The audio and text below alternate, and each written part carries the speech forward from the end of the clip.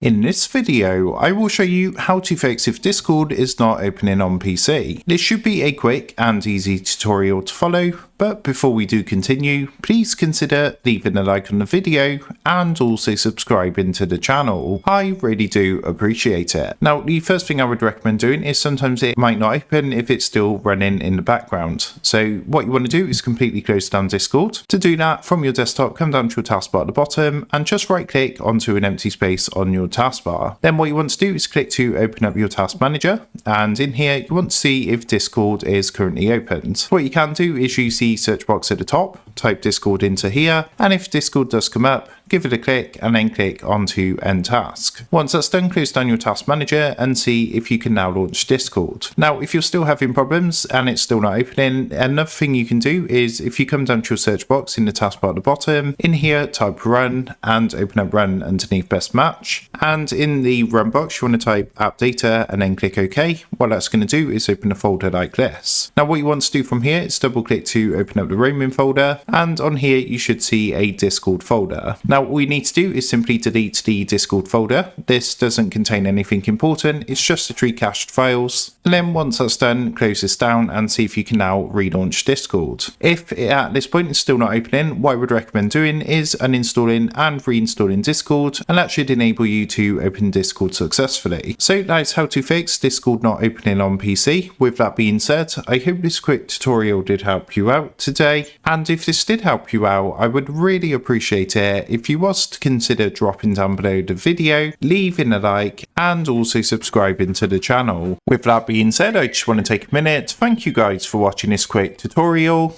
and I will see you in the next video.